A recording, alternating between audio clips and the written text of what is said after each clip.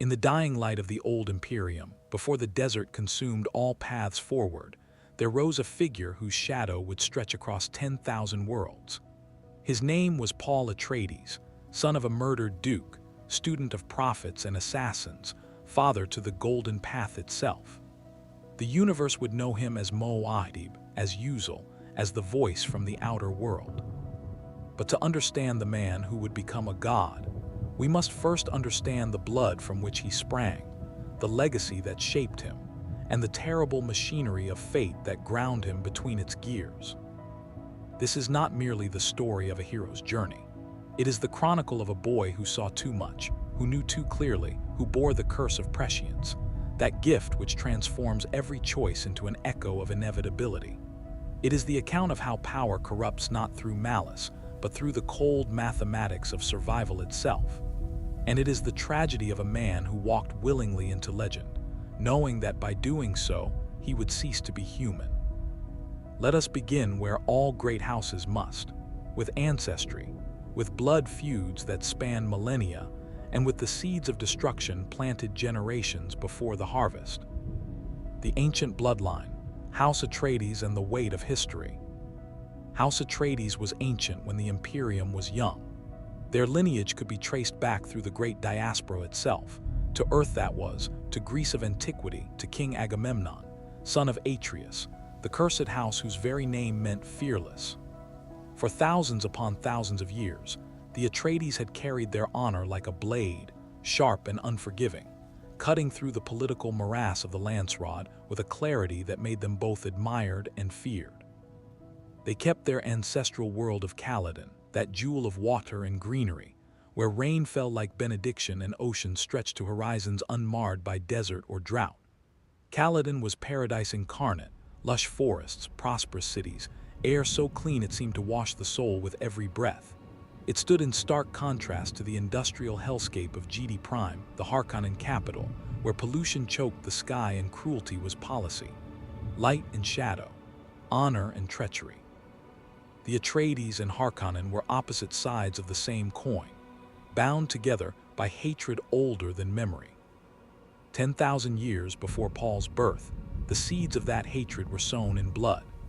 The Battle of Corran, fought 88 years before the Spacing Guild monopolized space travel, before Melange made the stars accessible, before the great houses crystallized into their modern forms. It was a space battle of such magnitude that the Imperial House Corrino itself took its name from that conflict, commemorating their victory near Sigma Draconis. In the aftermath of that ancient slaughter, Bashar Abulard Harkonnen was accused of cowardice by an Atreides officer and exiled in disgrace. Whether the accusation was true or false has been lost to time. What endured was the vendetta, a blood feud that would consume generations, that would see entire worlds burned, populations slaughtered, and finally, in Paul's time, reach its apocalyptic culmination. Vladimir Harkonnen, the Baron himself, was the direct male descendant of that disgraced Bashar. Every drop of hatred in his corpulent body, every scheme born in his twisted mind, every atrocity committed by his house was payment on a debt incurred before the Imperium took its current shape. But the Atreides were not merely honorable, they were formidable. They maintained swordmasters of the Jinnah school, whose blades could split atoms. They employed warmasters who understood the deep mathematics of conflict. They trained mentats, human computers whose minds could calculate probability and strategy with inhuman precision. The Atreides had even developed their own battle language, a sophisticated combat cipher that allowed their forces to communicate in the midst of warfare without risk of interception. Yet for all their martial prowess, it was Duke Leto Atreides, Paul's father, who elevated the house to dangerous prominence. Leto the Just, they called him, a leader so beloved by his people, so respected among the Landsraad, that Emperor Shaddam IV himself began to see shadows of usurpation in every political maneuver the Duke made. Leto's popularity was a threat to the Golden Lion throne itself, and threats, in the calculus of empire, must be eliminated. Into this web of ancient feuds and imperial paranoia, Paul Atreides was born, an only son, an heir to everything, and a pawn in games played by powers he could not yet comprehend. The making of a Messiah, Paul's youth and training. At 15 years old, Paul Atreides stood at the threshold between childhood and the terrible destiny that awaited him. He was tall for his age, lean and dark-haired, with the aquiline features of his father and the penetrating intelligence of his mother. But there was something else in his eyes, a depth, a sadness, as though he already mourned for futures not yet lived. Paul had no friends his own age. The constant threat of assassination made such luxuries impossible. A duke's heir was a target from the moment of birth, and so Paul's childhood was one of rigorous training and profound isolation. His tutors were the finest minds in the Imperium. Thufir Hawat, Mentat master and assassin without peer, taught him the ways of strategy and the art of seeing patterns in chaos. Gurney Halleck, warrior poet and weapons master, trained him in combat both elegant and brutal. Duncan Idaho, swordmaster of the Jinez, showed him how a blade could become an extension of will itself. But it was from his mother, the Lady Jessica, that Paul received his most profound education. Jessica was Bene Gesserit, a sister of that ancient sisterhood, whose members spent lifetimes honing their bodies and minds into instruments of perfect control. She trained Paul in the Bene Gesserit way, the pranabindu techniques of muscle control, the heightened perception that could detect the slightest deviation in truth, the refinement of memory into an eidetic fortress where nothing was forgotten and everything could be recalled with crystalline clarity. And she taught him the voice, that terrible weapon of command that could seize another's will like a puppeteer seizing strings, forcing obedience through tonal manipulation and psychological dominance. It was a power the Bene Gesserit guarded jealously, taught only to their own. That Jessica shared it with her son was the first of many betrayals, betrayals born not of malice, but of love. Shortly after Paul's 15th birthday, in the year 10,191 by the Guild standard, Duke Leto revealed to his son the true purpose of his education. Paul was not merely being trained as a nobleman and warrior. He was being forged into a mentat, a human computer whose mind could process information, calculate probabilities, and formulate strategies with superhuman speed and accuracy. The theory, Leto explained, was elegant in its ambition. A duke who was also a mentat would be a force unlike any the Imperium had seen in generations. House Atreides would become truly formidable, able to outthink and outmaneuver any opponent through the fusion of noble authority and computational genius. Paul absorbed this revelation with characteristic calm, though inwardly he felt the weight of expectation pressing down like gravity itself. He was 15 years old, and already the architecture of his life had been decided by others. Already he was being shaped into a weapon, though for what war, he did not yet know. Then came the test that would change everything. The Gom Jabbar, humanity's measure. The Reverend Mother Gaius Helen Mohiam arrived on Caladan like a storm given flesh. She was ancient, this woman, skin like parchment stretched over bone, eyes that had witnessed the rise and fall of dynasties, voice that carried the weight of accumulated lifetimes. She had been Jessica's teacher in the ways of the sisterhood, the one who had shaped Jessica's mind and body into the perfect instrument. Now she served as the Emperor's truthseer, valued for her absolute ability to detect falsehood, her presence at the imperial court, a reminder that lies withered in her presence like flowers before flame. But Mohiam's loyalties were complex, divided between the emperor she served, the student she had trained, and the sisterhood whose goals superseded all individual attachments. She had come to Caladan for one purpose, to test Paul Atreides. The box was small, black, inscribed with symbols that seemed to writhe in peripheral vision. Mohiam placed it before Paul with the solemnity of ritual. "Place your right hand in the box," she commanded, and though her voice was soft, there was no room for refusal in it. Paul looked to his mother. Jessica stood rigid, her face a mask, but he saw the tension in her shoulders, the fear she fought to suppress. She gave a single, almost imperceptible nod. Paul placed his hand in the box. At his neck, Mohiam positioned the gom jabbar, a poisoned needle, its tip gleaming with toxin potent enough to kill in seconds. "This is the test," she said, her voice taking on the quality of liturgy. "Remove your hand from the box and you die. Keep it in the box despite the pain and you live. It is the measure of your humanity, your ability to override instinct with conscious will. Animals flee from pain. Humans can choose to endure it." The pain began. It was not heat, though Paul's neurons screamed fire. It was not blades, though he felt his flesh being flayed from bone. It was pain made absolute, agony distilled to its purest essence and forced directly into his nervous system. His hand was burning, dissolving, being consumed by fire that could not exist but felt more real than reality itself. Every instinct demanded he withdraw. Every animal impulse shrieked for escape. The lizard brain, that ancient core of survival, howled for him to pull his hand free regardless of consequence. But Paul had been trained. He had learned control, and more than that, he had been raised on the litany. "I must not fear. Fear is the mind killer. Fear is the little death that brings total obliteration. I will face my fear. I will permit it to pass over me and through me. And when it has gone past, I will turn the inner eye to see its path. Where the fear has gone, there will be nothing. Only I will remain." The words were more than mere poetry. They were a tool, a technique, a cognitive framework designed to give the mind purchase when drowning in chaos. The Bene Gesserit had refined the litany over millennia, understanding that in moments of absolute terror, the mind requires simplicity, a handhold in the void, a pattern to grasp when all other patterns dissolve. Paul recited the litany silently, using it as an anchor. The pain continued, intensifying beyond what he thought endurable. His vision tunneled. Sweat poured down his face, but his hand remained in the box. Finally, after seconds that felt like hours, Mohiam withdrew the box.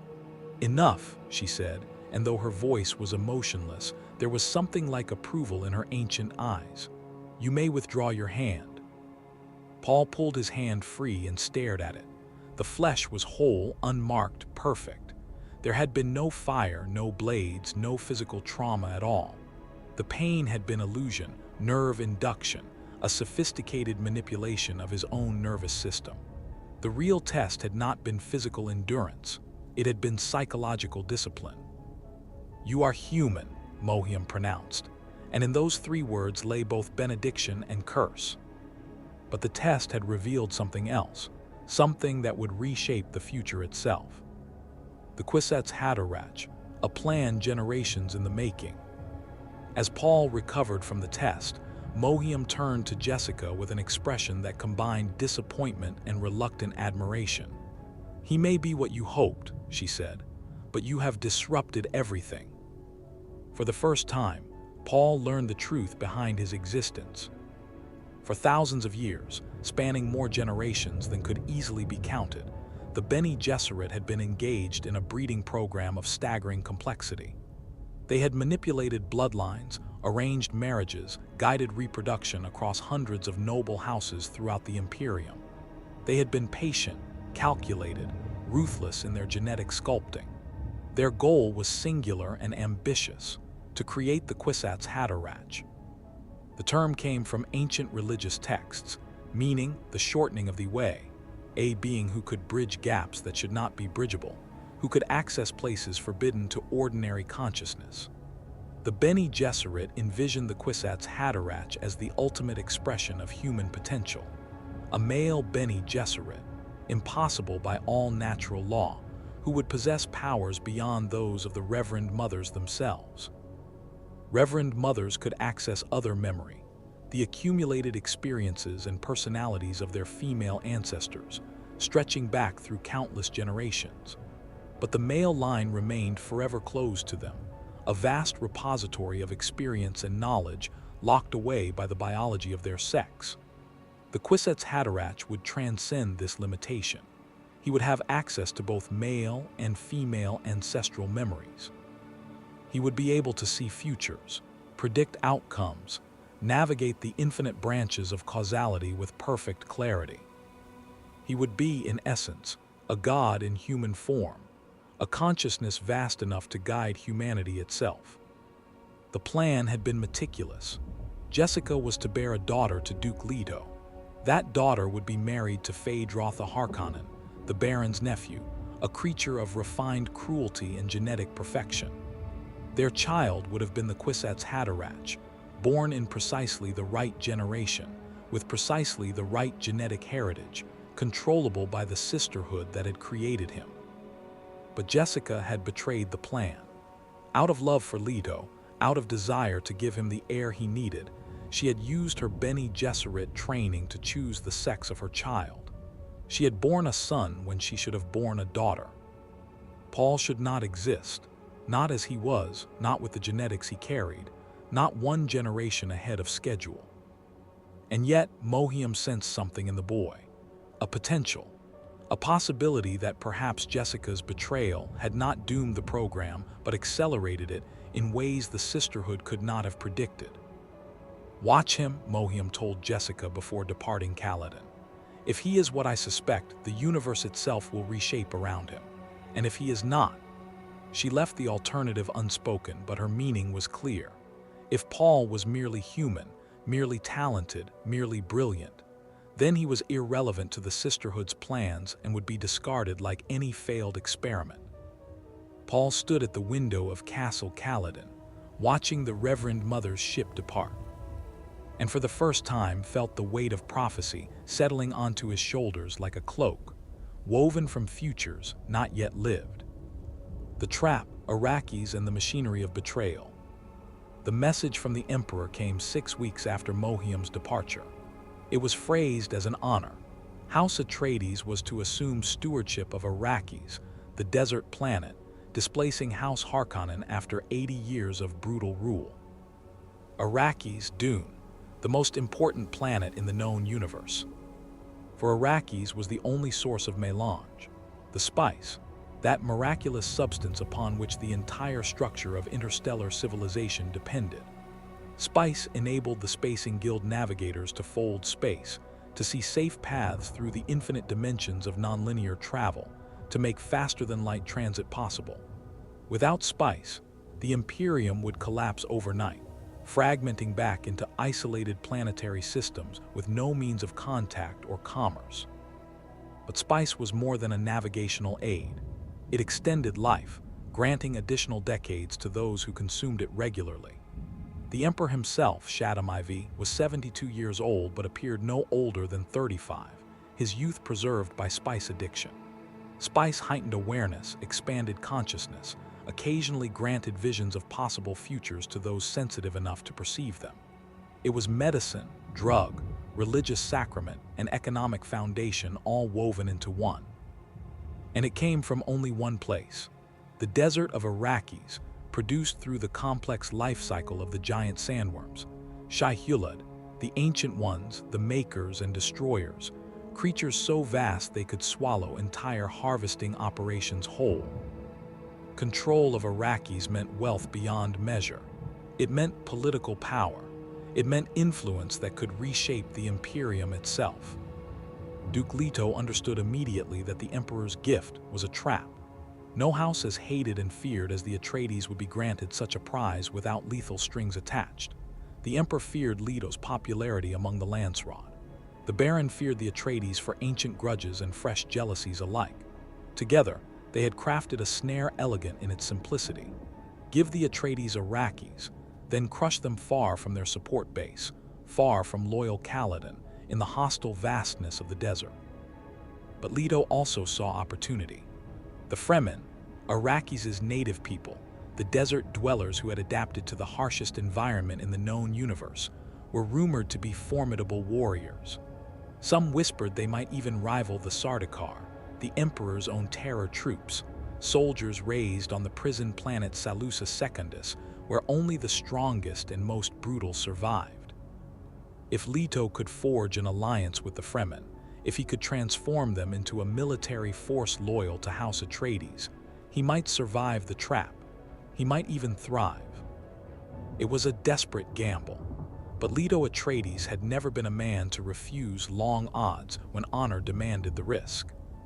So in the year 10,191 AG, House Atreides left Caladan, left their ancestral home, their oceans and forests, their rain and greenery, and traveled to Arrakis, to the desert, to the trap that would consume them all. Arrakis, the desert, and the prophecy. The heat struck like a physical blow. Paul stepped from the transport onto the landing field at Arrakeen, capital of Arrakis, and felt the moisture begin evaporating from his body immediately. The air was thin, dry, abrasive with suspended sand. The sun, Canopus, that ancient stellar furnace, beat down with merciless intensity, turning the sky into a brass dome and the ground into a shimmering mirage. This was Arrakis, Dune, the desert planet where water was more precious than blood, and where the great sandworms ruled an ecosystem entirely alien to human understanding. But something else struck Paul even before the heat, the sound of voices, the press of bodies, the crowds that had gathered to witness the arrival of the new rulers. They shouted words in Chakopsa, the Fremen language, words that Paul's training allowed him to understand even if their full meaning eluded him. "Listen, Al-Gaib," they cried, "the voice from the outer world." Jessica's hand tightened on Paul's arm. She knew what those words meant. She knew because the Bene Gesserit had planted them there generations ago through an organization called the Missionaria Protectiva. The Missionaria Protectiva was one of the sisterhood's most cynical and effective tools. For millennia, they had seeded religions, myths, and prophecies throughout the inhabited universe. Bene Gesserit agents would arrive on distant worlds and carefully introduce specific narratives into local cultures, tales of saviors who would come from the stars, of chosen ones who would liberate the oppressed, of miraculous signs and prophetic fulfillment.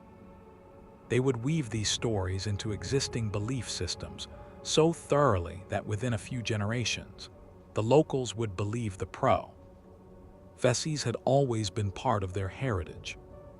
The purpose was practical survival. If a Bene Gesserit sister ever found herself stranded on such a world, she could invoke the planted prophecies, fulfill the manufactured signs, and gain instant authority and protection from the local population. It was manipulation disguised as religious fervor, insurance policies written in mythology. On Arrakis, the Fremen had been seeded with a prophecy particularly potent. The Listen Al-Gaib would come from off-world, accompanied by his mother, who would be a Sayyidina, a reverend mother. Together, they would lead the Fremen to freedom, transform Arrakis into paradise, and usher in an age of prosperity. Paul and Jessica fit the prophecy perfectly, and that terrified Jessica more than the desert heat or the Harkonnen threat ever could, because she knew the prophecy was false, a tool, a manipulation, a cynical exploitation of desperate people who yearned for salvation. But Paul, standing in the crowd's fervor, felt something else stirring. His visions, those flashes of possible futures that had plagued him since childhood, intensified under Arrakis' merciless sun. He saw paths branching before him, some leading to glory, others to horror. He saw himself riding giant sandworms. He saw armies marching under his banner. He saw rivers of blood and billions of corpses stretching across the galaxy. And he saw a young woman with blue within blue eyes, desert-born and fierce, who would be the center of his universe and the key to his humanity. The machinery of fate was already turning. The trap was already sprung. And Paul Atreides, son of Leto the Just, stood at the center of forces he was only beginning to comprehend: the fall, betrayal, and blood in the desert night. The Atreides ruled Arrakis for precisely 21 days. In that brief time, Duke Leto worked with tireless intensity to establish his house's authority. He toured spice harvesting operations, meeting with crew chiefs, and observing the brutal efficiency required to extract melange before the sandworms arrived. Those territorial leviathans, drawn by the rhythmic vibrations of machinery like predators to a wounded animal's heartbeat. He negotiated with smugglers, those independent operators who existed in the gray spaces between Harkonnen corruption and imperial law. He studied reports from Duncan, Idaho, who had been sent months earlier to make contact with the Fremen tribes and gauge their military potential. And he prepared for the attack he knew was coming. But Duke Leto Atreides, for all his brilliance, made one fatal miscalculation. He trusted Dr. Wellington Yueh. Yueh was a suck doctor, a physician conditioned by the Imperial Suck School with mental programming so deep, so fundamental, that betraying a patient was considered psychologically impossible. The diamond tattoo on Yueh's forehead marked him as safe, trustworthy, incorruptible. The suck conditioning was said to be unbreakable, woven into the very architecture of thought itself. But the Harkonnen had found the key to breaking it. Yueh's wife, Wana, also Bene Gesserit trained, captured and tortured by the Baron's mentat, Piter de Vries. The Baron promised Yueh that if he betrayed the Atreides, Wana would be released. It was a lie, of course. Wana was already dead, had been dead for months. But Yueh clung to hope the way a drowning man clutches at waves. On the 21st night of Atreides' rule, Yueh made his move. He disabled the house shields, those protective fields that made Arrakeen impregnable to frontal assault. He drugged Duke Leto, Lady Jessica, and Paul, rendering them unconscious with agents delivered through their evening meal. He opened the gates to the Harkonnen forces and the Sardaukar legions disguised in Harkonnen livery, the Emperor's own terror troops, lent to Baron Vladimir Harkonnen for this night of slaughter. The attack was overwhelming, precise, devastating. The Atreides forces, leaderless and unprepared, were cut down like wheat before the scythe. Thufir Hawat fought like a demon, his mentat mind calculating trajectories and tactics even as his hands wielded blade and shield, but even he could not stem the tide. Duncan, Idaho, returning from the deep desert, walked into an ambush and died buying time for Fremen refugees to escape, his body falling at last beneath a dozen Sardaukar blades, his final words a curse against the Baron's name. Gurney Halleck, that loyal warrior poet who had served the Atreides for decades, barely escaped the slaughter.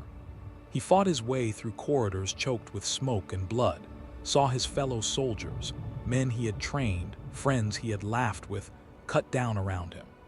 He fled into the desert, believing Jessica had betrayed them, his heart shattered by the magnitude of the catastrophe. The Atreides army was annihilated. The great hall of their residency ran red with blood, and Duke Leto himself, the man the Lancerot had called the Just, was Br. awed in chains before Baron Vladimir Harkonnen. But Yueh, in his tortured conscience, had granted Leto one final gift, a poisoned tooth, a false molar filled with gas lethal enough to kill everyone in an enclosed room. Leto's last act was an assassination attempt. He bit down on the tooth in the Baron's presence, releasing the toxin, choosing to die if it meant taking his ancient enemy with him. The Baron survived, barely, his mentat pulling him from the death cloud at the last instant. But Piter de Vries perished in the toxic gas, along with dozens of Harkonnen soldiers. It was a small victory, a gesture of defiance, but it was all Leto had left to give. Duke Leto Atreides died knowing his house had fallen. His son was lost in the desert.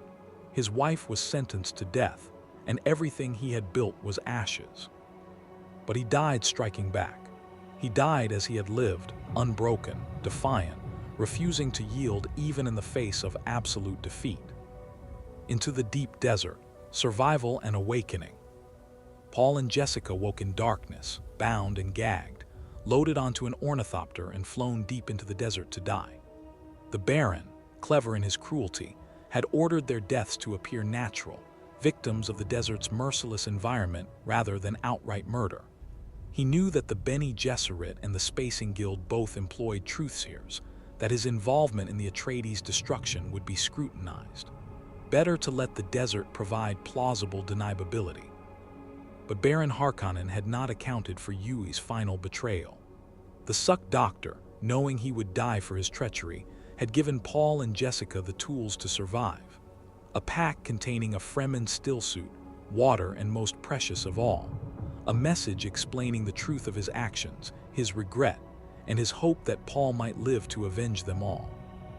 The ornithopter pilots were careless, made complacent by the certainty of their prisoners' deaths. When Paul and Jessica freed themselves, using Bene Gesserit nerve strikes in the element of surprise, the pilots died quickly. Mother and son claimed the Thopter, claimed their lives, and fled deeper into the desert, not back toward civilization where Harkonnen forces would surely find them, but forward into the unmapped vastness where only the Fremen survived. They crashed in a Coriolis storm, one of those legendary Iraqi tempests where wind speeds exceeded 700 kilometers per hour and sand could strip flesh from bone in seconds. The Thopter's hull groaned and buckled, systems failed, and Paul, his mind expanded by spice exposure. The melange saturated every breath on Iraqis, accumulated in body tissues, slowly altered consciousness, began to see. Not just see, but see.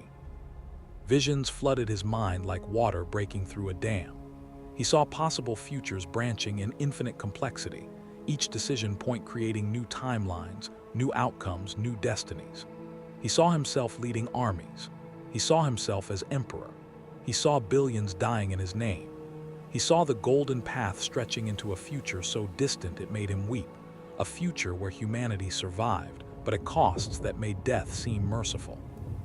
The prescient visions were fragmentary, incomplete, maddening in their clarity and their obscurity. Some futures were bright, others dark. Some led to glory, others to annihilation. And Paul realized with growing horror that his very act of seeing these futures was collapsing probability waves, making certain outcomes more likely simply by his awareness of them.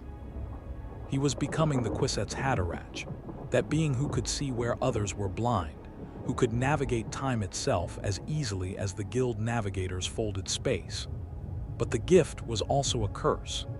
Every choice became weighted with futures observed, every action complicated by knowledge of its consequences across decades, centuries, millennia. As the storm raged around their crashed Thopter, Jessica watched her son with growing fear and wonder. She saw the change in his eyes, pupils dilated by spice, awareness shifting into realms beyond normal human cognition. She had helped create this through her training, through her genetic gift, through her betrayal of the sisterhood's plan. Now she could only watch as Paul transformed into something greater and more terrible than either of them had imagined. The Fremen, a people of the deep desert. They were found by a Fremen patrol 3 days after the crash. The Fremen moved through the desert like ghosts, leaving no trace, visible only when they chose to be seen. They wore stillsuits, sophisticated garments that captured and recycled every drop of body moisture, from sweat to breath to urine, preserving water in the hostile environment where a single day's exposure could kill through dehydration. Their eyes were blue within blue, the iris and sclera both stained by massive spice saturation, marking them as native to Iraqis, as belonging to the desert in ways no off-worlder ever could. The patrol was led by Stilgar, Anai, a chief of Sayach Tabor, one of the largest Fremen communities hidden in the deep desert. Stilgar was a man weathered by decades under the merciless sun, his face seamed and hardened, but his eyes sharp with intelligence. He assessed Paul and Jessica with the calculating gaze of one who measured worth in terms of survival value. Jessica spoke first, invoking the Fremen prophecies with careful precision.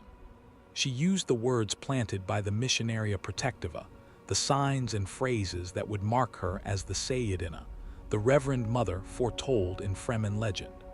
She spoke of Paul as the one who would lead them to freedom, who would transform Iraqis into the paradise of their dreams. The Fremen listened, skeptical but intrigued. They had heard these prophecies all their lives, taught by their elders, woven into their tribal narratives. But they had also learned to be cautious. the desert taught harsh lessons to the foolish and trusting alike. It was Paul who convinced them, not through words but through action. A young Fremen named James, proud and quick-tempered, took offense at this off-worlder youth who claimed the title of Lisan al-Gaib. He challenged Paul to single combat, Tahaddi al-Barhin, the test of the proof, a fight to the death that would settle the matter of Paul's legitimacy once and for all. Paul had never killed a man before. He had trained extensively in combat, was proficient with blade, shield, and body, but his kills had been theoretical, practiced on training dummies and in controlled sparring. Now he faced a desert warrior who had survived since childhood in the harshest environment humanity had ever colonized, whose every instinct was honed for lethal efficiency. The duel was brief and brutal. James fought with the straightforward aggression of Fremen combat style, powerful strikes meant to overwhelm through sheer ferocity. But Paul had been trained by Duncan Idaho, swordmaster of Jinnez, and by Gurney Halleck, weapons master without peer. He had learned the subtleties of shield combat, where fast movements were stopped by shield technology and only slow, controlled strikes could penetrate. Iraqis had no shields. The interaction between shield technology and spice created explosions devastating enough to destroy entire regions, so the Fremen fought without them. But Paul's training in slow blade technique translated into precision and control that James could not match. Paul read his opponent's movements with mentat clarity, calculated trajectories, and vulnerabilities, and when the opening presented itself, he struck with economical lethality. James fell, his blood darkening the sand, his water, that most precious resource lost to the desert. Paul stood over the body and wept, not from joy or relief, but from the weight of having taken a life, from the knowledge that this death was the first of billions that would follow in his wake. The Fremen, watching this strange off-worlder cry for the man he had killed, began to believe. Perhaps, they thought, this was indeed the one prophesied. Perhaps the Lisan al-Gaib had finally come. Stilgar approached Paul and formally welcomed him into Sayach Tabor. "You need a name among us," the Naib said. "A secret name for within the Sayach and a public name for those outside." For his private name, Stilgar gave Paul Uzal, meaning the base of a pillar, signifying strength, foundation, something upon which the entire structure could rest. It was a name that acknowledged Paul's importance not just to the patrol, but to the Fremen people themselves. For his public name, Paul chose Muad'Dib, the name of the desert mouse that appears in Iraqi constellations, the small creature that survives against all odds, that finds water where none seems to exist, that multiplies across the desert until it transforms the very landscape. Muad'Dib, the mouse whose constellation points north, showing travelers the way home, the one who points the path forward. The Fremen accepted both names, and Paul Atreides, son of a murdered duke, heir to a fallen house, began his transformation into Muad'Dib, prophet, warrior, and leader of the greatest military force the universe had seen in 10,000 years. The water of life, transformation, and transcendence. Life in the Sayach was unlike anything Paul had known on Caladan. The Fremen existed in a society structured entirely around water conservation and desert survival. Every drop of moisture was sacred, recycled, preserved. The dead were rendered down in death stills, their water reclaimed for the tribe, approximately 40 liters per body, returned to the communal store. To give water to the dead was considered wasteful. To waste one's own water through tears or careless exposure was shameful. Yet the Fremen were far from the primitive desert dwellers the rest of the Imperium imagined. They had sophisticated technology adapted to their environment. They possessed weapons equal to anything the great houses fielded. Their stillsuits were engineering marvels that off-world scientists studied with envy. And their population, hidden in Sayaches throughout the deep desert, was vastly larger than imperial estimates suggested, perhaps 10 million strong, where the Harkonnens had counted barely 100,000. They were a nation in hiding, a military force waiting to be unleashed, and they had been waiting for Muad'Dib. Jessica secured her position in the tribe through necessity. The old Reverend Mother of Siach Tabor was dying, and the Fremen needed a new Sayyidina to guide them spiritually and preserve their tribal memories. Jessica, trained by the Bene Gesserit, seemed the perfect choice. But the Fremen version of creating a Reverend Mother was different from the sisterhood's ritual, more raw, more dangerous, tied directly to Arrakis itself. The catalyst was not the manufactured poisons the Bene Gesserit used, but the water of life, a poison transformed by drowning a young sandworm, processed by the body of a Sayyidina into a consciousness-expanding drug of terrible potency. Jessica agreed to undergo the transformation, not fully understanding what she was accepting.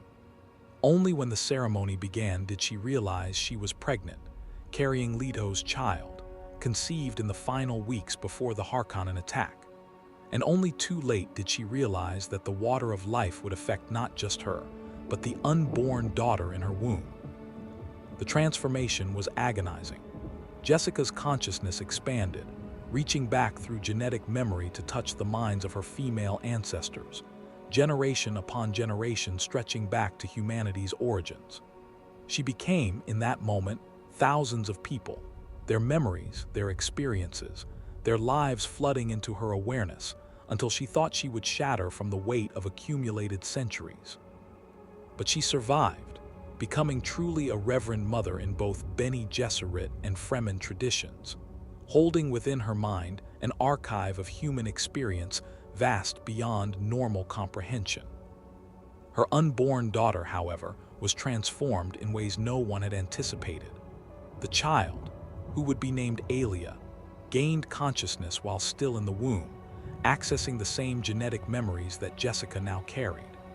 She became preborn, an abomination by Bene Gesserit standards, a child who would never experience the innocence of childhood but would instead be born with the full awareness and memories of a Reverend Mother. It was a violation of natural law, a crime against development and growth, and it would have consequences that would ripple through decades to come. The rise of Muad'Dib, war in the desert. For 2 years, Paul lived among the Fremen, and in that time, he transformed from a refugee into a legend. He learned the desert's ways, how to walk without rhythm to avoid attracting sandworms, how to navigate by the stars and by the subtle variations in sand temperature, how to find moisture in seemingly barren rock formations. He learned to appreciate the fierce beauty of Arrakis, the way dawn light painted the dunes gold and crimson, the way moonlight turned the desert into an ocean of silver waves, the way storms could be both destroyer and cleanser. And he fell in love. Chani, daughter of the planetologist Liat Kynes, granddaughter of great Fremen chiefs, warrior in her own right, had appeared in Paul's prescient visions long before they met in flesh. He had seen her face in dreams, her blue within blue eyes, her quiet strength, her fierce loyalty. Meeting her in reality was like finding something he had already lost and mourned. Their love grew naturally, inevitably, shaped by proximity and shared struggle. Chani taught Paul the intimate details of Fremen culture, the water rituals, the tribal politics, the unspoken codes that governed Siach life. She grounded him when his prescient visions threatened to pull him away from present reality. She reminded him that he was human, not just prophet, not just weapon, but a man capable of joy and sorrow and all the small moments that made life worth living. They became lovers, and Chani bore him a son, Leto, named for Paul's murdered father. The child was everything Paul had not dared hope for, a piece of normalcy, a connection to simple human happiness, a reminder of what he fought to preserve. But even as Paul built this small happiness, he was also building an army. He trained the Fremen in the weirding way, the Bene Gesserit combat techniques that turned the human body into a weapon of devastating efficiency. The Fremen, already formidable desert warriors, became nearly unstoppable with this additional training. They could move with inhuman speed, strike with impossible precision, kill with casual efficiency that made even Sardaukar hesitate. Paul led them in raids against Harkonnen spice operations. They struck from the desert like jinn, appearing without warning, destroying equipment worth millions of Solaris, killing guards and crew, then vanishing back into the sand sea before reinforcements could arrive. Each victory added to Paul's legend. Each success brought more Fremen to his banner. The Harkonnens called him the Desert Demon. They put prices on his head that could buy planets. They sent assassins and spies and entire military battalions to hunt him. All failed. The desert protected Muad'Dib, and the Fremen were its weapons. Stilgar, recognizing Paul's destiny, stepped aside without violence, a break with Fremen tradition that required a leadership challenge. But Paul, with mentat calculation and prescient awareness, found a way to assume command without killing his friend. He declared himself Duke of Arrakis by ancestral right, sidestepping tribal law through imperial precedent. The Fremen, pragmatic despite their traditions, accepted this innovation. Leadership through new means for new times. Gurney Halleck rejoined Paul's service, arriving with a band of smugglers who had operated in the desert margins. Gurney had survived the fall of House Atreides by fleeing into the very underworld that the Harkonnens tolerated for its economic utility. When he discovered Paul still lived, the grizzled warrior wept openly, his loyalty to House Atreides as unshakable as bedrock. Gurney arrived believing Jessica was the traitor who had sold the Atreides to the Harkonnens. He nearly killed her before Paul could intervene, could explain the truth of Yui's betrayal. The revelation shattered Gurney. He had been ready to murder an innocent woman, to compound tragedy with injustice. Jessica forgave him, understanding that grief and rage had nearly made him commit an unforgivable act. Gurney bound himself even more tightly to Paul's service, determined to atone through absolute loyalty. The gathering of old Atreides retainers and new Fremen warriors created something unprecedented. An army that combined imperial military sophistication with desert warfare mastery, bound together by religious fervor and Paul's prescient leadership. They became unstoppable, and the universe began to tremble at the name Muad'Dib. The transformation, becoming the Kwisatz Haderach. But Paul was not satisfied. His prescient visions remained incomplete, fragmentary, showing him possible futures but not certain ones. He could see branching paths but could not fully control which paths would actualize.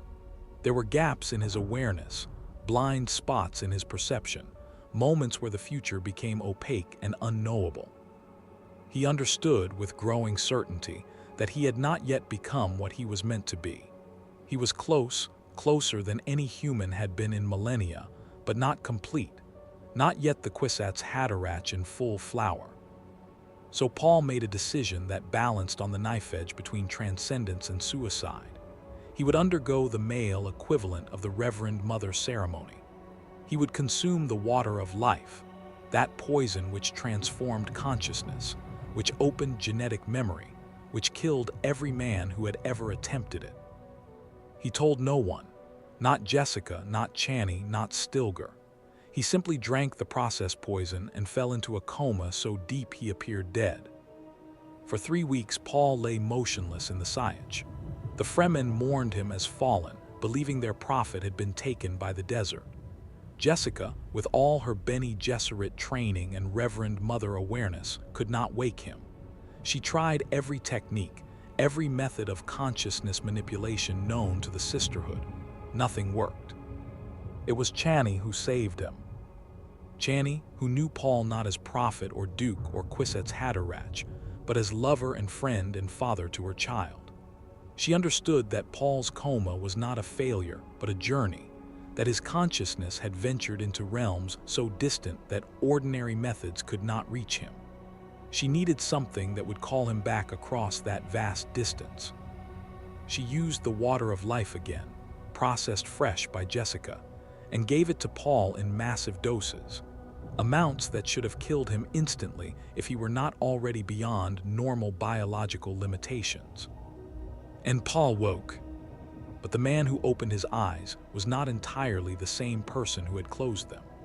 His consciousness had expanded to encompass not just the female genetic memories that Reverend Mothers accessed, but the male line as well, the complete ancestral archive, stretching back to humanity's origins on long-lost Earth. He could see futures with perfect clarity now, perceive the golden path stretching across millennia, understand the full terrible weight of what he would have to become. "I am the Kwisatz Haderach," Paul declared, and in his voice was the certainty of one who had seen the universe entire and found his place in it. 1 generation ahead of schedule. The Bene Gesserit were wrong. Their breeding program succeeded despite their failures, not because of their planning. He told them what his visions had shown him. The Emperor himself was coming to Arrakis.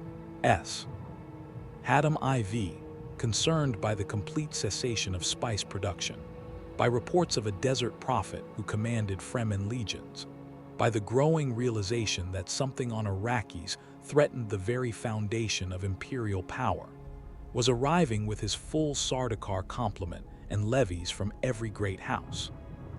It was the largest military force assembled in generations, enough to sterilize Arrakis if necessary, to ensure the spice flowed again regardless of cost. "Let them come," Paul said, and his voice carried the weight of prophecy fulfilled, of destiny embraced. "It's time to end this. Time to show the universe what the Fremen can do. Time to claim what is mine by right of conquest and prescient vision." The Fremen heard their prophet speak, and they believed. They had faith in Muad'Dib. They would follow him to paradise or oblivion, trusting that the one who could see futures would guide them to the right one. Paul only wept silently, knowing that the path ahead was drenched in blood, billions of deaths across the universe, a jihad that would consume countless worlds, suffering on a scale that made the fall of House Atreides seem trivial by comparison. But he also knew it was necessary. The golden path required this horror. Without it, humanity would stagnate, ossify, die slowly across uncounted centuries. The jihad, terrible as it would be, was the lesser evil. Sometimes there are no good choices. Sometimes there are only necessary ones. The final battle, storm and conquest. The Emperor's assault force attacked Sietch Tabr before Shaddam himself landed. The Sardaukar came in the pre-dawn darkness, thousands of the finest soldiers in the known universe, troops who had never known defeat, who had crushed rebellions on 100 worlds, whose very name made hardened warriors reconsider their courage. They struck with overwhelming force, expecting to face desert primitives armed with captured weapons and desperate fanaticism. Instead, they found an ambush. The Fremen had known the attack was coming. Paul's prescience had given them days of warning. The siege had been deliberately underdefended, filled primarily with women, children, and elders. The Sardaukar killed many, captured Paul's infant son Leto among others, and took Aelia, Paul's little sister, already born and already pre-born, carrying the consciousness of a reverend mother in a child's body. But the Fremen warriors were elsewhere, positioned in the deep desert, mounted on sandworms, waiting for Muad'Dib's command. When the Emperor himself landed at Arrakeen with his remaining forces, establishing his base of operations in the former Harkonnen residency, Paul launched his final assault. He had retrieved the family atomics from their hidden cache, those devastating weapons that had been forbidden by the Great Convention, that could not be used against human targets without triggering massive retaliation. But Paul found a loophole in the ancient law. He didn't use the atomics on people. He used them on the shield wall. That geological formation that protected Arrakeen from the worst desert storms, that made the capital marginally habitable, that represented the boundary between civilization and raw planetary fury. Paul obliterated it with atomic fire. The explosion carved a passage wide enough for an army, a breach in the natural defenses, a doorway through which the desert itself could enter. Then he called the storm. The Fremen came riding the Coriolis tempest like apocalypse given form.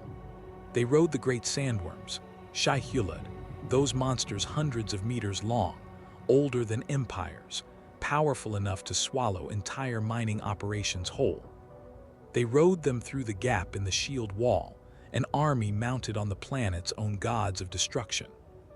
The static electricity generated by the sandworms shorted out every shield in Arrakeen. The Sardaukar, who had trained to fight with shields, who relied on that technology for both offense and defense, suddenly found themselves fighting in their least comfortable mode, open combat, without technological protection. And the Fremen, who had never used shields, who had spent their entire lives training for personal combat in the harshest environment imaginable, fell upon the Emperor's forces like divine wrath. It was slaughter. The Sardaukar, for all their legendary prowess, broke before the Fremen assault. These desert warriors moved with weirding-way precision, fought with the casual lethality of those who had survived since childhood in an environment that killed the weak. And most terrifyingly, they fought with religious fervor, believing themselves to be instruments of Muad'Dib's divine will, warriors of prophecy bringing about the transformation foretold. The Emperor, in his imperial wisdom, had brought enough force to conquer a planet, but he had not brought enough to conquer a religion. Within hours, the battle was over.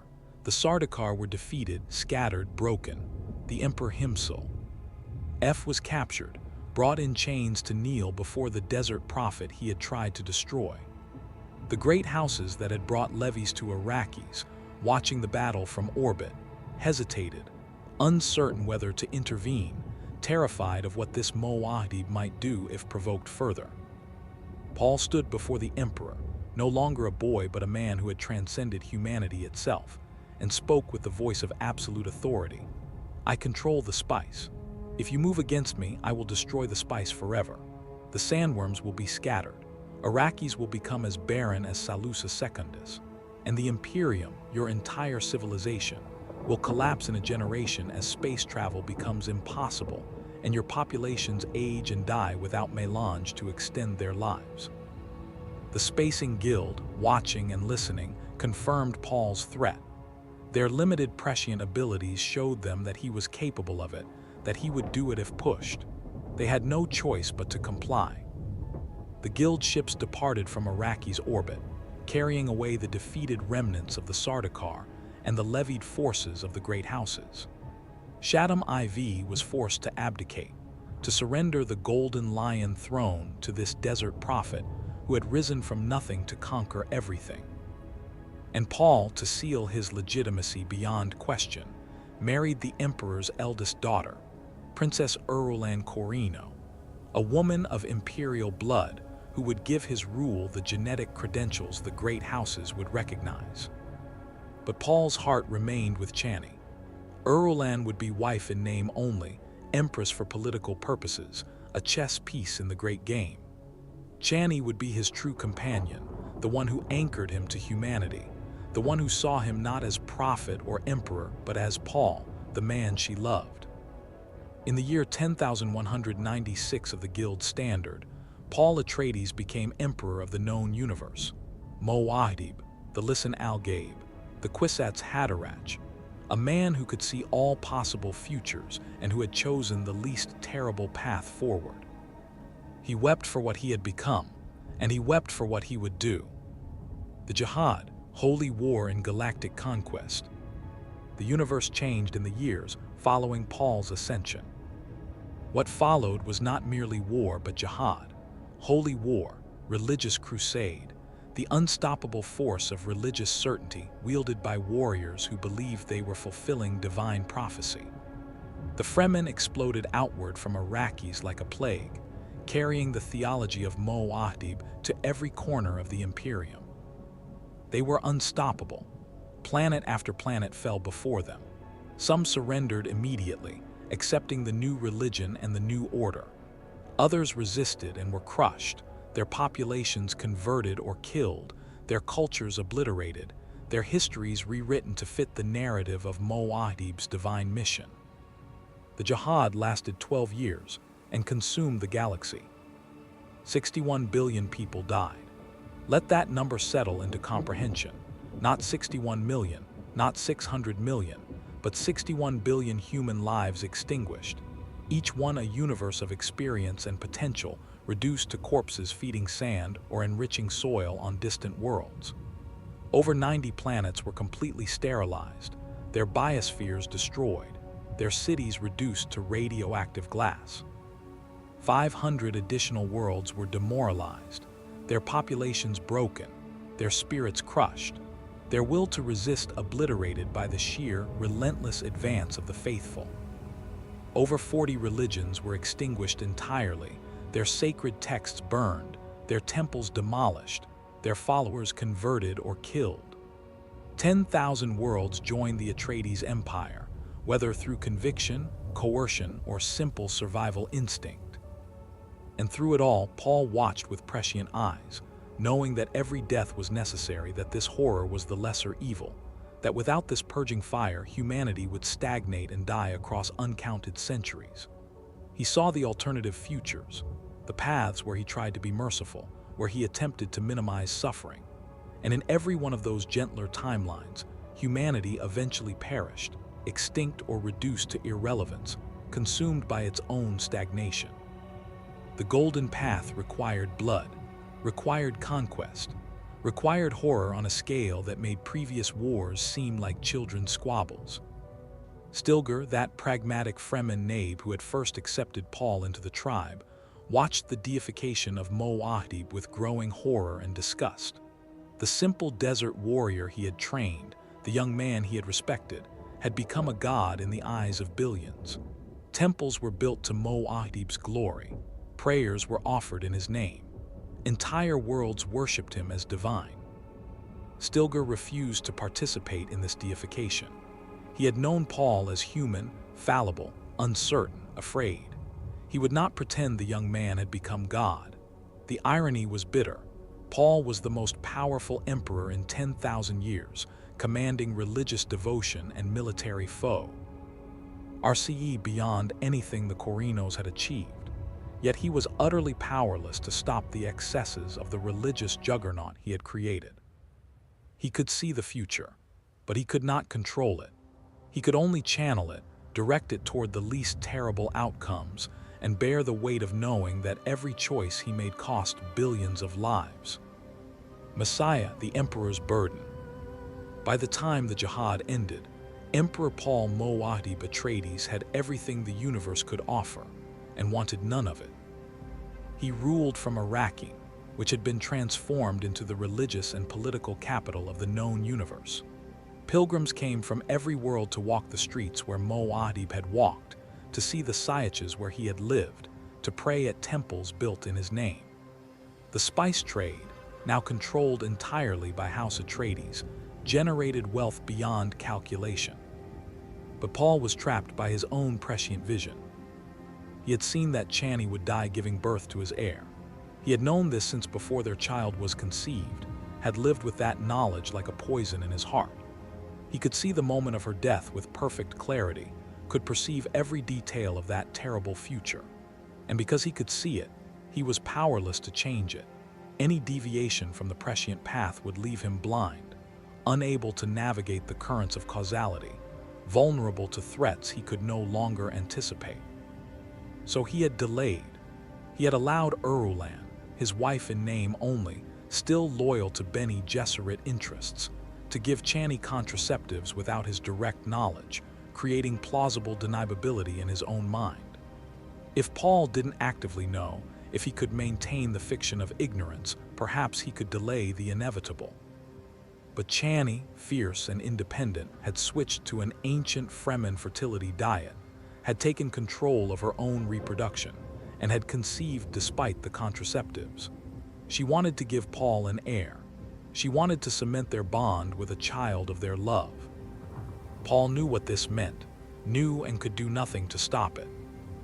Meanwhile, plots swirled around the imperial throne like sharks circling wounded prey. The Bene Gesserit wanted to regain control of their escaped Kwisatz Haderach, to bring Paul's genetic line back into their breeding program. The Spacing Guild resented their complete dependence on Paul's control of the spice. House Corrino, though dethroned, still had resources and connections throughout the Imperium. Fringe elements among the Fremen, uncomfortable with the imperial transformation of their society, plotted rebellion. And from the shadows emerged new players, the Bene Tlalexu, masters of genetic manipulation, who offered Emperor Paul a gift he could not easily refuse, a Gola of Duncan, Idaho. A Gola was a clone grown from cells of the dead, artificially aged to maturity, but lacking the memories and personality of the original. The Tlalexu claimed they could restore Duncan's memories, could bring back Paul's childhood teacher and friend, the loyal swordmaster who had died defending the Atreides. Paul accepted the gift, knowing it was a trap, understanding that the Tlalexu had embedded hidden compulsions in the Gola's psyche. But he accepted anyway, because his prescience showed him that this particular piece was necessary for the pattern to complete itself, for the golden path to continue beyond his own life. The Gola was called Hate, a name meaning life in a Tlalexu tongue, and he was everything Duncan had been physically, but empty of memory, hollow of experience. He served Paul loyally but without the warmth of recognition, without the bond of shared history. It was like mourning Duncan's death all over again, daily, watching a perfect copy who was not quite the man he remembered. Paul's sister Aelia, now grown into adulthood but still carrying the consciousness of a preborn reverend mother, found herself irresistibly attracted to Hate. The attraction was dangerous. Aelia was already struggling with the multitude of ancestral personalities in her mind, was already fighting to maintain her own identity against the pressure of other memory. She was what the Bene Gesserit called abomination, a being who had never experienced innocence, who had been born fully conscious and aware. The potential for possession by ancestral personalities was always present, and as Aelia's attraction to Hate deepened, as she allowed herself to feel desires and emotions without the defense of Bene Gesserit discipline, the danger grew. The conspiracy, plots within plots. The conspiracy against Paul was elaborate, involving multiple factions with occasionally conflicting goals, all united by their desire to end or control the Atreides empire. The Bene Gesserit, led by Reverend Mother Gaius Helen Mohiam, the same woman who had tested Paul with the Gom Jabbar years earlier, sought to reclaim Paul's genetic heritage for their breeding program. They wanted to produce more Kwai, Sats Haderach, beings they could control, tools for the Sisterhood's millennium-spanning plans. The Spacing Guild wanted to break Paul's monopoly on the spice, to eliminate the threat he posed to their existence, to restore the balance of power that had existed before a desert prophet had conquered the universe. The Bene Tlalexu wanted to prove their technological superiority, to demonstrate that they could restore Gola memories, to show that death itself was negotiable for those with sufficient resources and desperation. And House Corino, though dethroned, still had agents and sympathizers throughout the Imperium, still dreamed of restoration, still plotted revenge against the man who had stolen their throne. These factions worked together uneasily, their agents coordinating through layers of misdirection and plausible deniability. They planted face dancers, Tlalexu shapeshifters who could mimic anyone perfectly, in key positions throughout the imperial court. They corrupted officials with promises and threats. They manipulated events with surgical precision, creating a web of causality designed to trap even someone with Paul's prescient abilities. Their ultimate weapon was hidden in Hate's conditioning, a compulsion that would activate under specific circumstances, forcing the Gola to attempt to assassinate Paul. But the compulsion was more sophisticated than simple murder programming. It was designed to trigger at the moment of greatest psychological vulnerability, when Paul's guard was down, when his emotions overrode his tactical awareness. The moment when Chani died. The birth and the sacrifice. When Chani went into labor, Paul knew with prescient certainty what would happen next. He had seen this moment in countless visions, had lived it in his mind across variations and possibilities, had tried unsuccessfully to find a path where Chani survived. There was none, Every future that preserved Channy's life led to darker outcomes: the extinction of humanity, the failure of the Golden Path, suffering beyond calculation. The universe demanded her death, prescience demanded it, destiny demanded it. And Paul, who could see all possible futures, was powerless to save the woman he loved. Channy gave birth to twins, a boy and a girl, Leto and Ganima, named for Paul's murdered father and for the treasures of war respectively. The twins were preborn like Aelia, possessing full consciousness and ancestral memories from the moment of birth, their father's prescient genetics combining with the water of life exposure to create beings both human and more than human. Paul had foreseen Ganima's birth, but Leto's existence was a complete surprise, a blind spot in his prescience, a gap in his awareness that terrified him. If he had failed to see his own son's birth, what else might be hidden from his awareness? As Channy died, her water leaving her body, her life force ebbing away, Paul felt the full weight of his curse. He had known this would happen, had let it happen, had been unable to prevent it despite all his power, all his prescience, all his godlike abilities. Channy's final words were for him: "Tell them that I lived with him." She wanted the universe to know that she had been Paul's true companion, not Irulan the Empress, not the political wife, but the desert woman who had grounded him in humanity. Paul wept, and his grief triggered hate's hidden conditioning. The Gola attacked with Duncan Idaho's speed and Sardaukar training, moving to kill the Emperor in his moment of vulnerability. But something unexpected happened. Hate's body, acting on muscle memory and genetic instinct, recognized Paul as friend, as the boy he had protected on Caladan.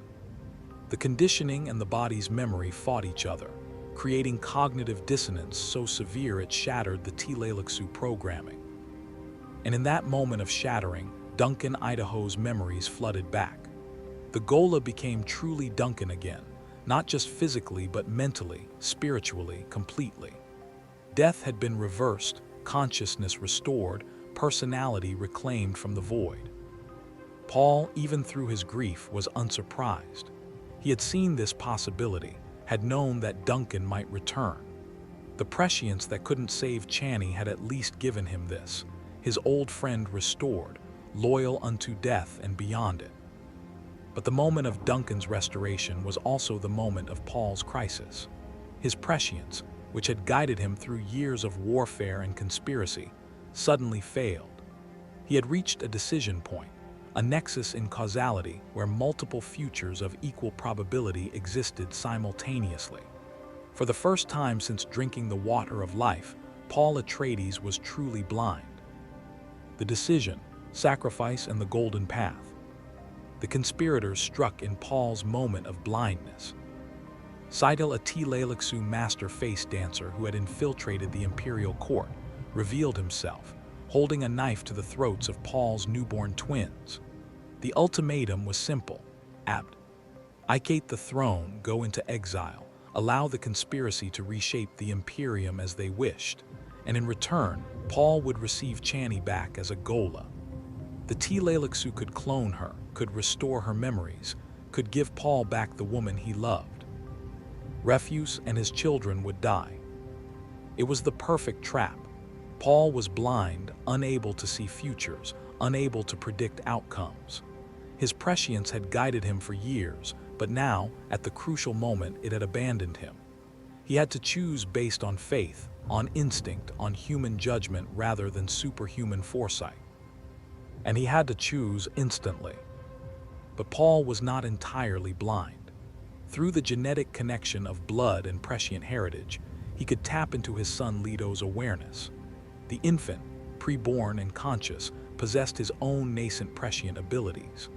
Paul saw through his son's eyes, perceived through his son's awareness, and used that borrowed vision to throw a knife with impossible precision. Seidel died, the blade taking him through the throat, his blood spilling across the imperial floor. Paul's children were saved, but Paul himself had lost something irreplaceable. His prescience never fully returned.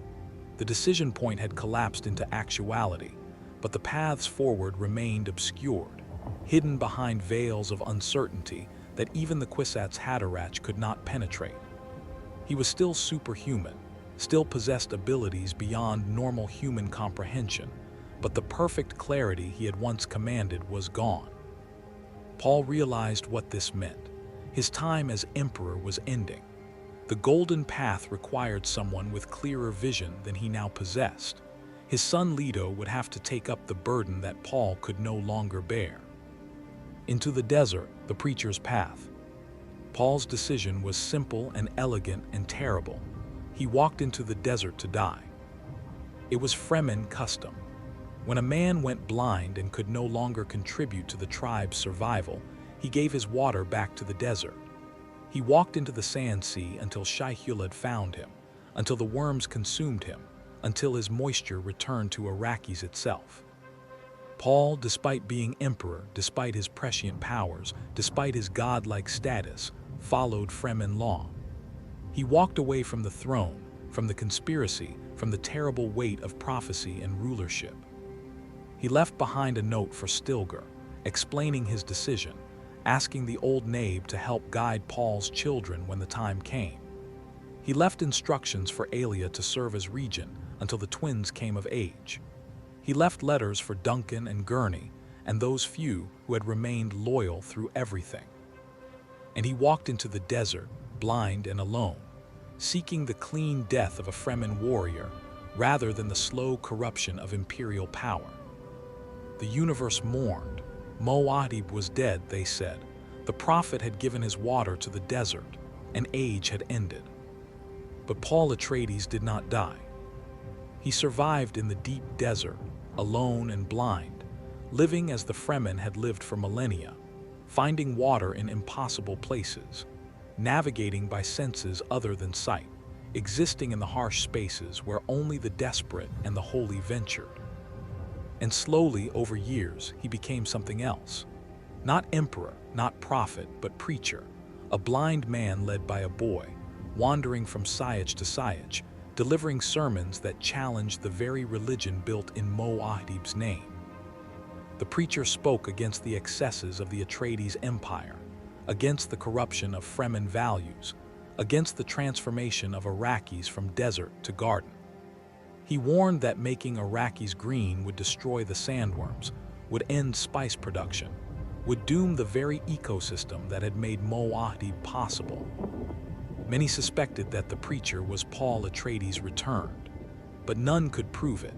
And Paul, in his role as anonymous critic, could finally speak truths that Emperor Muad'Dib had never been allowed to voice. He lived this double exile for years, years of wandering, preaching, speaking uncomfortable truths to a civilization that had deified him, and then betrayed everything he had tried to build. The assassination, prophecy fulfilled. The end came during a political crisis years later, when Aelia, possessed by the ancestral personality of Baron Vladimir Harkonnen, driven mad by the consciousness she could no longer control, attempted to seize absolute power. The regency, which was supposed to last only until the twins came of age, had become tyranny. Aelia had become abomination in truth, no longer herself but a vehicle for ancient evil wearing her face. Paul and his son Leto returned to Arrakeen together during the crisis. Leto had begun his own transformation, had started walking the golden path in ways that horrified Paul. The young man was bonding with sand trout, the larval form of sandworms, covering his body with them, allowing them to transform his flesh into something neither fully human nor fully sandworm. It was the price of the Gaul. Den Path.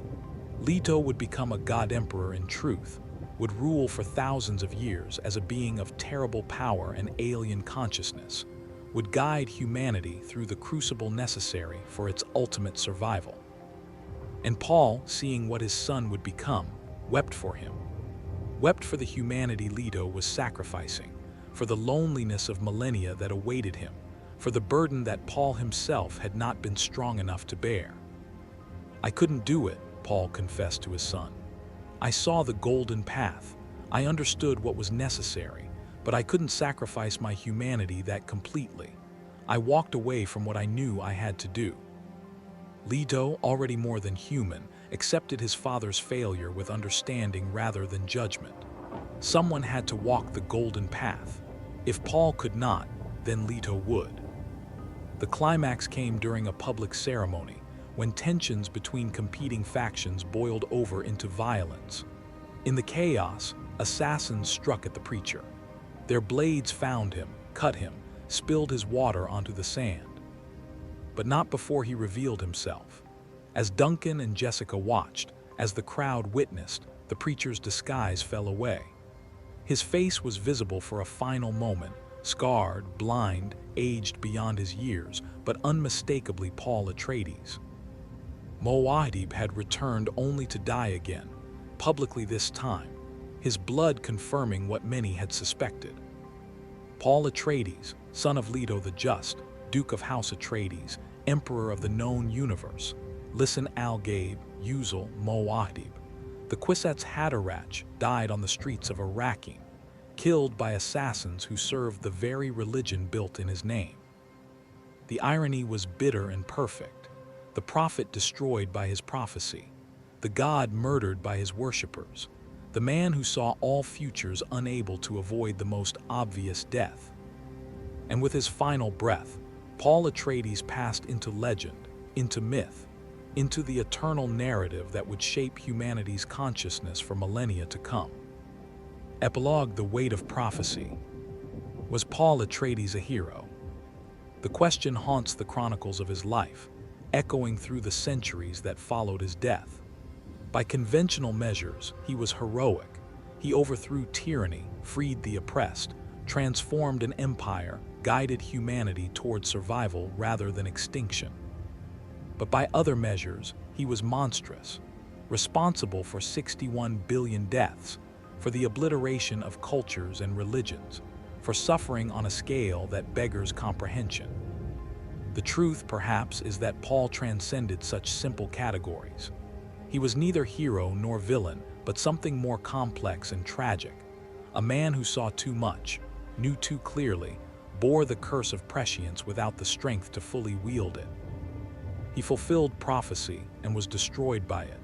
He became a god and lost his humanity in the process. He saved the human species by methods that would haunt every conscience that contemplated his reign. His story is cautionary, warning against the dangers of absolute power, of religious certainty, of allowing prophecy to override ethics. But it is also the story of sacrifice, of a boy who gave up everything, including his capacity for simple human happiness, to ensure that humanity would survive the long, dark millennia ahead. Paul Atreides loved a desert woman and lost her to destiny. He bore a son who would become a god, sacrificing his humanity in ways Paul himself could not. He walked into the desert twice, once as a refugee, once as a penitent, and both times emerged transformed. In the end, he was human, flawed, uncertain, afraid. He made mistakes. He chose poorly at times. He allowed love to blind him to necessities and allowed necessity to override love. But he tried. In the face of impossible choices, with the weight of billions of futures pressing down on his consciousness, Paul Atreides tried to do what was right, not what was good. There was no good option available, but what was necessary. That is his legacy, not perfection, but the courage to choose when all choices led to horror. Not heroism, but the strength to bear impossible burdens. Not divinity, but the very human quality of perseverance in the face of destiny's grinding inevitability. The desert remembers him. The sandworms carry his water in their vast bodies. The Fremen whisper his name in their sciaces. And across the universe, on 10,000 worlds, humanity endures because one man saw what was coming and paid the price to guide them through it. Muad'Dib Uzal, Paul Atreides. The prophet who became a god and discovered, too late, that gods are just humans with powers they never wanted and responsibilities they cannot escape.